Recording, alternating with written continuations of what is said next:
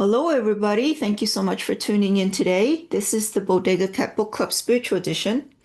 And today we're continuing our reading of Thiaoouba Prophecy, The Golden Planet by Michel Desmarquet. And the subtitle is called A True Report by the author who was physically abducted to another planet. This is a very interesting book, I thought. Anyways, this book was inspired by an interview I did with a gentleman named Samuel Chung. And apparently, he was very instrumental in getting this book translated into Chinese and published in Chinese. And according to him, this book is very popular in China, which I find very interesting. So I'll leave the podcast in the description box below. You guys can listen to it. And you can also check out our other podcasts as well while you're there. You could find that on our website. I'll leave a link in that in the description box below as well. So we have a dedicated link for our podcast, and I interview interesting people from different walks of life and different background and different specialties. So you could check those out. And we have a newsletter that we put out once a month for free. You can find that on our website as well, and sign up for our newsletter so you get them monthly to see what's going on with the Bodega Cat. And if you like this format, if you like to read, if you like our book club, you could check out our other book clubs as well. We have a health book club on Wednesday where we read books about health. And then Thursdays, we have the financial book club where we read books about finance. So you can join us there. If you have any books that you want to recommend for us to read, we'd love to consider it, whether it's a spiritual book club, health book club, a spiritual book or health book or financial book. I think it's all very good and very interesting. So um, I'll leave a link in the description box below about the recommendation as well. And we want to thank you in advance for contributing, for joining, for listening, for participating. And we put all the books that we've read in the past, as well as the current books and our podcast, all on YouTube. So you could check out our YouTube channel. And don't forget to please like, share, and subscribe, like they all say, to help people start reading again. Because reading is a lost art, in my opinion. And it's good to get back to reading. And if you look at rich people, successful people, uh, intelligent people, they are voracious readers with lots of library books. I mean, usually they have their own library, right, with their own books, but they are voracious readers. They like to read a lot. So, anyways, um, let's see what else. If you find this valuable, and you find value to what we're doing, you can buy me a coffee or you can check out our merch. We've got many different designs, especially for the holidays coming up. Um, Consider, buying a gift for your loved ones or your pets. We've got things for pets as well, for dogs and cats. So please check them out. Um, and you can find our merch on our website as well. And finally, if you're local in the Los Angeles area, or if you're traveling on vacation or business to Los Angeles, come visit us in person. We have a healing center that we use um, technologies based on Nikola Tesla's scalar wave energy research for holistic healing for both animals, dogs and domestic dogs and cats, as well as humans. So you could check out more information about that on our website and come visit us. We'd love to meet you in person, meet you face to face, give you a big hug, um, and get to know you. So, okay. So this chapter is the postscript of the book. We're technically at the end, but this is like the postscript. And I call it chapter 14 because there is no numbered chapter per se in this book. It's just the numbers is something I added for myself. But from the author, according to the author, this would be the postscript of the book. And anyways, let us begin. Here we go. Postscript. I'm adding this postscript to my manuscript, having completed my writing 3 years ago. During those 3 years, I tried unsuccessfully to have it published until I met Arafura Publishing, who had the courage to publish such an extraordinary, unique story.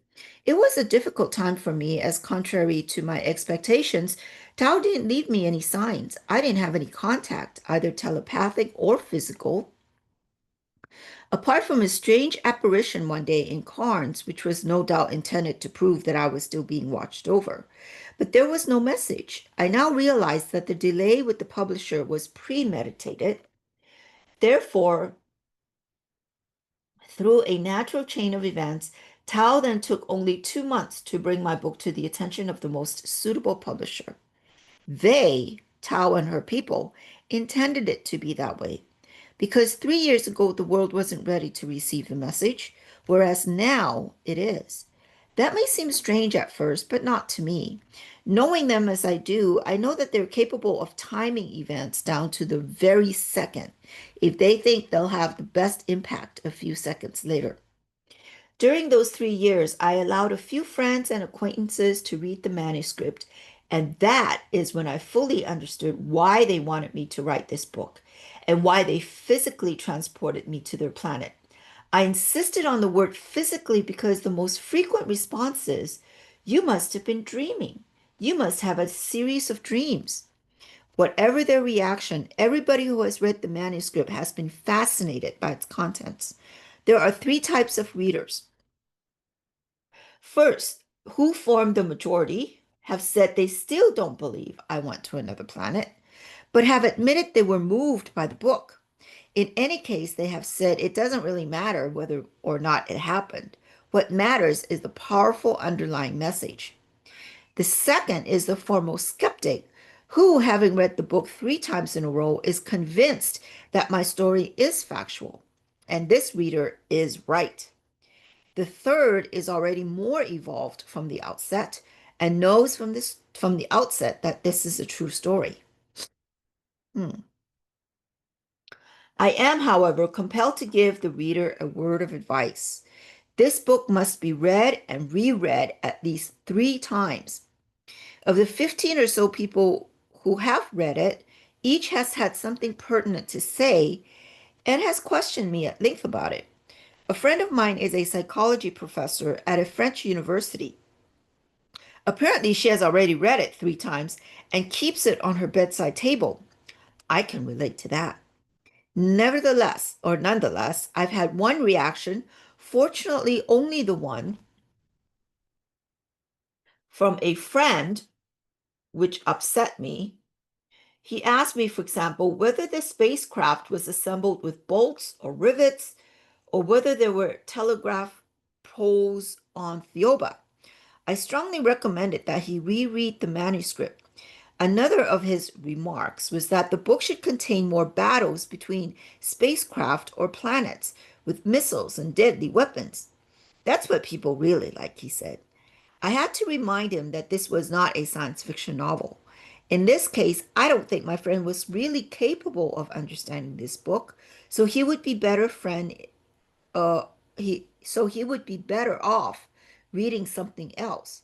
He isn't ready for it yet, but unfortunately, he isn't alone.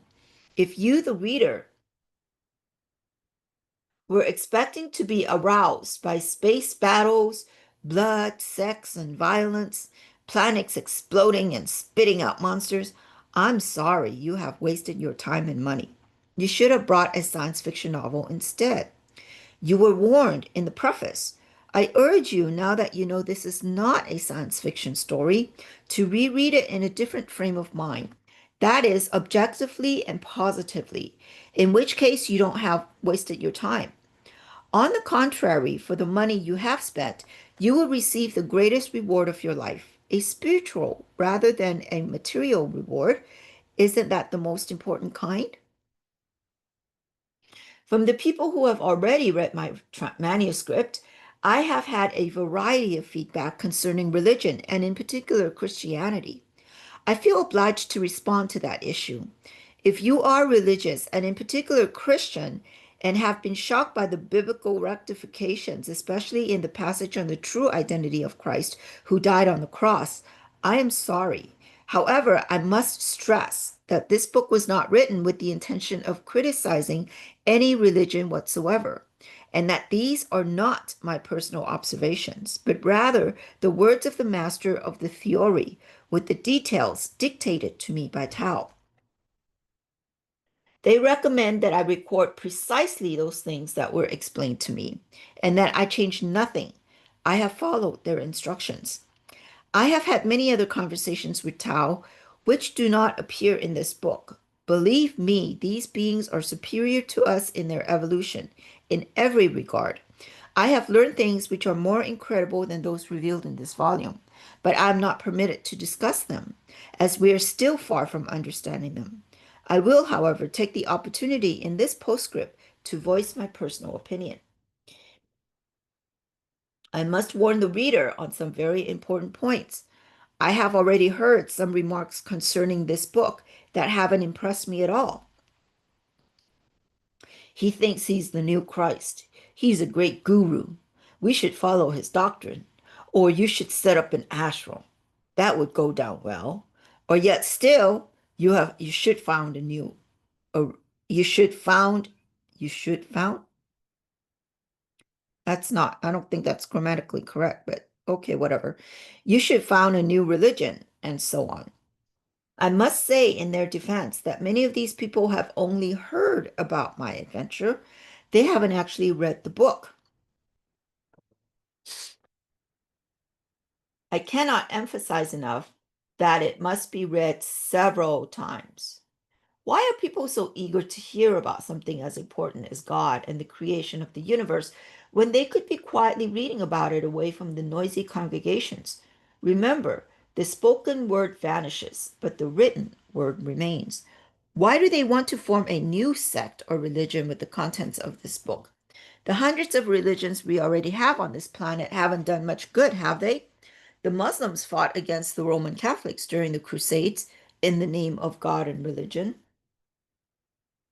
The Spanish Catholics plundered, raped, and pillaged the Aztecs, whose civilization was very advanced for the time because the Aztecs did not practice Catholicism.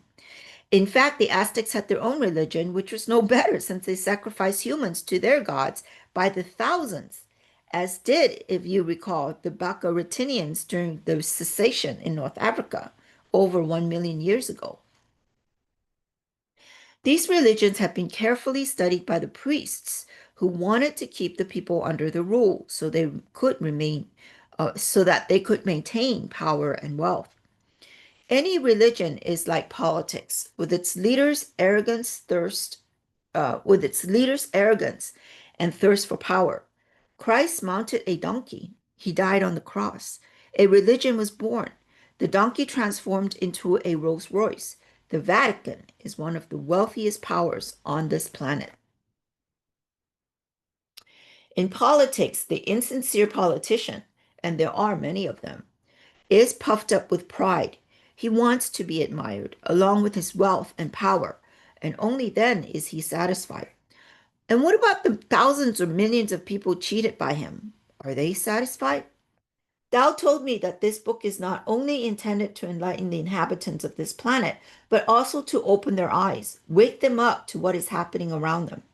Tao and her people are very concerned about the ways in which we allow ourselves to be led by a handful of rotten politicians who skillfully make us believe we are free and democratic, when in relation to the universal law, we are no freer than a flock of sheep. We may occasionally stray from the path and think we are free, but that's an illusion because we end up in the meatworks without even realizing it. The politicians use the word democracy like a smokescreen The majority of politicians have three gods: power, glory, and money. They are nonetheless afraid of the masses because, as Archie, see Chapter 10, demonstrated, groups of people who really get on well can achieve exactly what they want. Even the Communist Party in Russia has now collapsed, and the world knows the KGB was a vicious and powerful organization. But I must admit, my, or rather our friends, avoided a huge amount of bloodshed by giving the go ahead. I've known this for a long time, and they may have deliberately delayed the publication of this book so that I could include this in the postscript. Remember that mankind was created with freedom of choice. All totalitarian regimes deny this, and they will collapse one day. I advise you to turn your attention to China. The leaders of many countries who have been elected in a so-called democratic fashion just do as they like once they're in power. A typical example is a French government, which is still carrying out nuclear testing in the Pacific and polluting the radiation, the last great resource we have left, namely the ocean. I already know from a reliable source that the French scientists in Mumuroa are very concerned about the gigantism that affects some species of fish, particularly the parrotfish, which has been subjected to atomic radiation in the area around Mumuroa. These fish have grown to three times their natural size. Let's hope the same doesn't happen to the great white shark, which is found in our waters. Furthermore, if you carefully follow the dates of the underwater explosions at Bumuroa, you will notice that in the hours later, but more commonly 2 to 4 days after the event,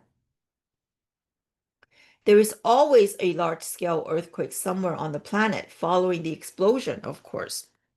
French politicians have thus been committing a crime on a planetary scale for several decades. I am sorry and ashamed to have been born French. Saddam Hussein also committed a crime against the planet when he set lights to hundreds of oil wells. He should also be tried for the atrocities he committed in Kuwait. What is the United Nations doing about it? In Brazil, the governments that are systematically destroying the Amazon rainforest and their own next generation are also committing a crime on a planetary scale.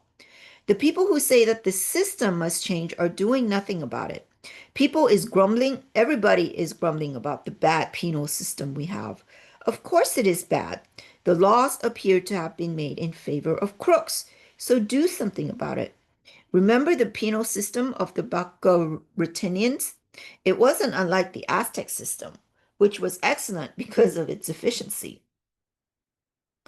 It isn't enough to say the system is bad, they should change it. They, whom do we mean by they? The parliamentary, parliamentarians, the heads of state, all those elected by the people, by you. In order to change the system, the laws must change, along with their leaders. You must force the politicians who represent you to change the inefficient laws, the inefficient system once and for all. The politicians are generally too idle to undertake the task on their own. Each law requires a great deal of work and responsibility, and that's often too much to ask because, as I've said, most of them are there for the prestige and big salary. Just my 2 cents here, little squirrel. I think politicians should work for free because it's a service to society. It's a service to your human brothers and sisters. That's just my opinion. They should be supported. Let me make that clear. I mean, if they need to travel, um, things like that, anything that's uh related to, governance or policies, or, things like that, then they should be supported. But really, they shouldn't have a big salary because it's a service. If you look at older, like indigenous communities and things like that, spiritual people, a lot of times they work like the shamans, for example. They would have a full-time job, right? But they also do their spiritual work, which is a lot of times it's healing work, healing people, being the spiritual elder or whatever. I don't, as far as I know, I don't think they get paid for it. They're doing it for free. So really, they have two full-time jobs. So they might be taking care of the family. They might have, you know, uh, that's a full-time job in itself, taking care of family. And then they have their spiritual work for the community, right? It's not just for their family, but for a whole community. But they are supported in that, the community supports the shaman with a place to stay, with food, support their life that way so that they can focus on their mission, which is the spiritual, being the spiritual elder or the healer or whatever it is, that for the community. I hope I'm making sense, but that's kind of how the politician should be that way. Because it really is a service. You are not making policies or voting on policies just for your own benefit, but it really is for the benefit of society, for the greater good. And that is a service, right? Service to others, as opposed to service to self. So, anyways, that's my 2 cents about it. And let's continue. Oh, where are we? Okay, here we are. Instantly, right here. Incidentally, if you want to attract good politicians, start by cutting their salaries to that of a suburban bank manager. Hey, am I psychic or what? I'll say something and then voila, it shows up on the page in the book. Anyways, and you will find that there are fewer applicants, but those who remain will be sincere human beings and genuinely want to do something for the people. That's how it should be. It should be from the heart. It should be from selfless acts, selflessness instead of selfishness, right? So, all right. Anyways, onward. You are the people who voted for these politicians, and most of you have had enough. They haven't done what you expected them to do for our country. Someday the time will come when the citizens must force them to do their jobs, to fulfill the promises they made to the majority who elected them before the election. When there is no other solution, ordinary citizens can force politicians to do their duty. They must. Careful, we are not talking about anarchy here, just discipline. In a country, you need the discipline, not of a totalitarian regime, but of a democracy in which promises are kept. If promises are broken, it is up to you to act because it is abhorrent that politicians disappoint millions of people when they're in power and fool people until the next election.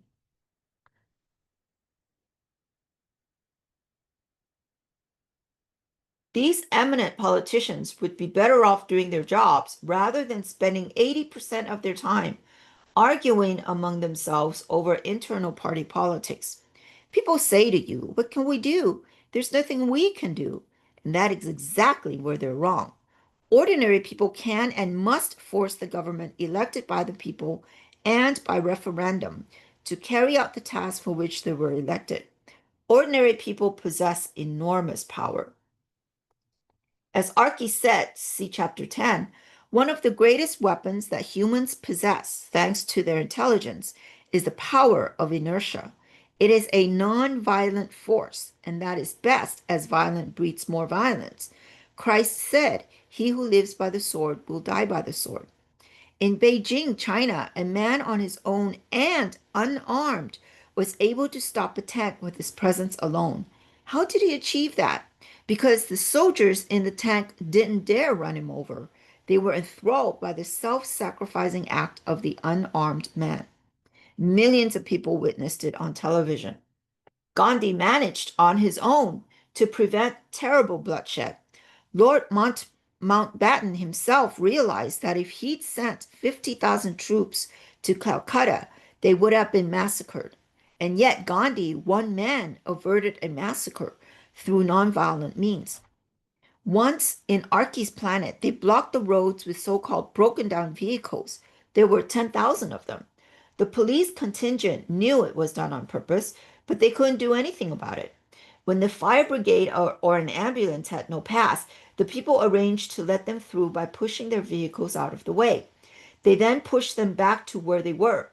That is the power of inertia. They didn't move, they didn't eat, didn't scream. They were silent, confronting the forces of law and order. Obviously, they said they would be more happy to clear the road, but how could they without mechanics? The country was paralyzed. They had no banners, no slogans. There was no shouting or yelling. No shouting or yelling, just quiet defiance. They waited to hear from their adversary, who was sinking deeper and deeper into his lies and deceitfulness. A letter had already been sent to the government, which was well aware of their demands and knew why they were there. The name of the person who sent the letter was Mr. Citizen. As Archie said, when 100,000 people calmly lie down on a tarmac, a railway line, or in the streets and say to the police, I want to go home. Please take me home. I am ill. I beg you to take me home. The police couldn't possibly hurl tear gas into a crowd of sick people for no reason, could they? With the power of inertia, the people brought the entire nation to a standstill without violence. The outcome was quick to follow. The fat financiers who carried much financial control in the business world, the stock market crash, the rise and fall of gold prices, and were in cahoots with the corrupt politicians, started to panic because they stood to lose millions of dollars in the market. For every coin the people in the street lost by not working, they were losing hundreds of thousands. So, in the name of their sacred money, they had to do something, and the people won. Little by little, you're being conditioned. That's what our extraterrestrial friends are concerned about. You're a human being, not a robot. Wake up now. Have you ever wondered, just to give you an example, what would happen if the electricity went out in a supermarket with a new cash register and a new barcode system of recording prices? The checkout assistants wouldn't even be able to add up the goods. The codes on most articles would make it an impossible task. Has it ever crossed your minds that the encoding stops you, the customer, from knowing the price of a tin of baked beans unless you go through the list you're given? But that's an arduous task, so you are less and less aware of how much you're spending, and imperceptibly, the financiers take control of your own money. I knew a charming little shopkeeper who had a problem with his cash register. I arrived while it was being repaired. He sold me two articles at $1.38 each. It took him about 3 minutes to work out the total on a piece of paper, and he ended up giving me $2.34 change from the five I had handed him, simply because he'd lost the habit of making such a simple addition, even on paper. He trusts the machine, as do thousands of others like him. People put their trust in credit cards and computers. They're wrong because imperceptibly they're no longer thinking for themselves. They're letting the financiers add up for them. Imperceptibly, they're no longer in control. Let's do a little experiment together and you'll see what I'm talking about.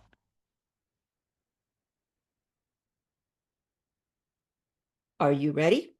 Right.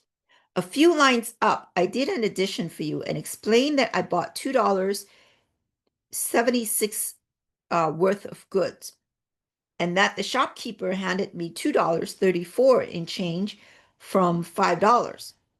Fortunately, you weren't the shopkeeper, so I would have made you lose 10 cents. I did that deliberately to catch you out. If, however, you're among those who stop when reading the paragraph to check the sum, then that indicates that you're not easily led. If you fall into the second category of those who didn't check, you'd better change your attitude now. You're a human being containing a divine fragment. Be proud of it and stop behaving like a sheep. You've already read this book to the end. That's wonderful in itself. Wonderful? Yes, because it shows that you're interested in more than just your steak and chips, hamburger, sauerkraut, or a glass of beer. So there you go. What I have to say next is directly aimed at the millions of young people around the world. Everything Tao asked me to write, and of course, everything I've just added, apply equally to young people, but I want to add a message specifically for them, or especially for them. My friends, the great number of you who have lost hope, are unemployed, bored, or packed into towns, why don't you radically change your lifestyle? Instead of stagnating in unhealthy environments, you can organize yourselves along a completely different path. Here, I'm talking about Australia in particular, as I don't exactly know what sorts of resources other countries have. However, the fundamentals would undoubtedly apply to all countries. Get together, organize yourselves, and ask the government to lease cultivable land to you on a 99-year contract. There is such land available, believe me. That way, you can create communal farms where you'll be self sufficient. You'll have the satisfaction of pride of proving to those around you that you are not bludgers, that you're doing even better than a nation. You could even set up a county with your own rules and internal disciplines while still respecting those of the country you live in. I'm convinced that a good government would happily give you a push in the right direction. It wastes so much money anyway that for once it would be giving out money for a great cause. Of course, you'll have to act responsibly because all the disparagers will be ready to pounce on you since they're convinced you're no hopers. Personally, I have complete faith in you. Faith that you, the young generation, will build a better world, cleaner and more spiritual. Is the message of the theory not addressed to you? Hence, you must prove to be responsible and create your own rules. No drugs for a start, because as you know, drugs are disturbing to your astral body, which is your real self, and you don't need them at all. Those of you whose friends have fallen into that trap will find a way out with your help if they want. You have a huge job ahead of you, not only in helping your peers, but also in reorganizing your lives along the new path. You will thereby discover untold joys. From a material perspective, you will make a return to nature, and you will be the first to do this seriously. What do you need for your survival? Air, water, bread, vegetables, and meat. You can achieve all those things on your own and without using chemical products again. The Israeli kibbutz functions perfectly. You may function even better because in Australia you are multicultural. Still, it's not a question of outdoing others, it's a question of living well and with self respect. Then, on the spiritual and entertainment side, you'll have your own discos. A disco is just as much fun in the open countryside as in a town, you know. Your own libraries, your own theaters where you'll be able to create and perform your own plays. There'll be chess, tennis table, tennis, bowls, billiards, soccer, netball, archery, fencing, sailboarding, horse riding, surfing, fishing, the list goes on. Some may prefer classical dancing, others martial arts. You'll avoid violent games that engender too much animosity. You can see that there are countless things you can do in nature, many more than on some street corner in any town. Your physical and spiritual well being will benefit greatly from yoga. I'd like to insist on this discipline, especially on the breathing through the chakras. 30 minutes of yoga every morning and night would be perfect. You are the new generation, and most of you have understood that you must go with nature and the environment and not against it. Most of the idiots who go against nature will criticize you when you demonstrate, with good cause, for the preservation of trees. They pejoratively call you a greenie, or a hippie. Prove to the whole world and mainly to yourselves that you can practice what you preach, because when you start working on your communal farm, you'll be able to do even more to preserve that environment. You'll even be able to create forests. Choose from among your groups some responsible people, not bosses or masters, but responsible people, advisors who will be elected democratically. I'm convinced that you'll be able to show the whole world that you can do a better job than nations led by shady politicians, and in the name of the universe, I thank you. Tao told you, see chapter 9, that religion and politics are two of the worst banes of society. The third one, if you recall, just a side note, is money. So religion, politics, and money. um, okay, continue. Therefore, if you intend to inundate my publisher with letters that you want me to answer, or with the suggestion I become your guru or create a religion, think again. You'll be going against my will as well as the will of the theory and Tao, and you won't get anywhere. Tao told you the greatest temple of man is inside him.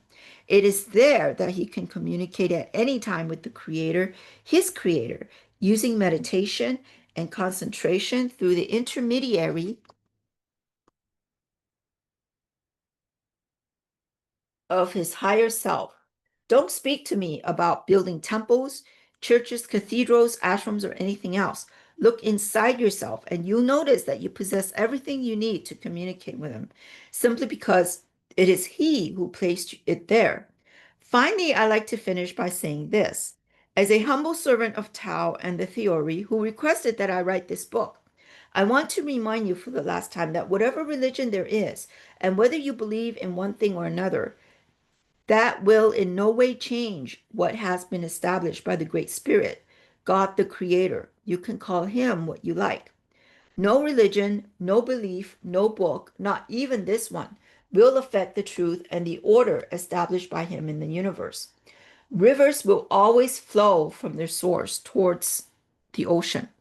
And even if a religion, a sect, or billions of people want to believe the opposite, the only true immutable thing is the law of the Creator, the one he wanted in the beginning, the universal law, his law. And absolutely nobody will ever be able to change that. MJP Desmarquet, Cairns, Australia, April 1993. Wow, this is 93. That's incredible. That's a lot of what um, the message in this book I think applies to even now in 2025, don't you think? Very interesting. And that's the end of the postscript and the end of the book. And I want to thank you so much for sharing this journey with us. This is the second time I read the book, and there's still things in there that I said to myself, I don't remember reading this the first time around. So it is true, you have to read this 3 times. And it's nice to, if you have time, to break it down. I think a lot of the messages are very relevant and important, especially the last chapter, the postscript, where we just read about going back to nature and community. That is something that Spirit has imparted in me and my vision for my humanitarian projects. Um, so you could start your own, have your own vision. Be inspired by Spirit, by your higher soul, because that is the true divine connection. Anyways, we're going to start a new book very soon. So please subscribe to our newsletter. It is free. And join us next time. And in the meantime, I hope you guys enjoyed this book. I hope you guys all have a great day, great week, and we will see you very soon. All right, bye-bye now.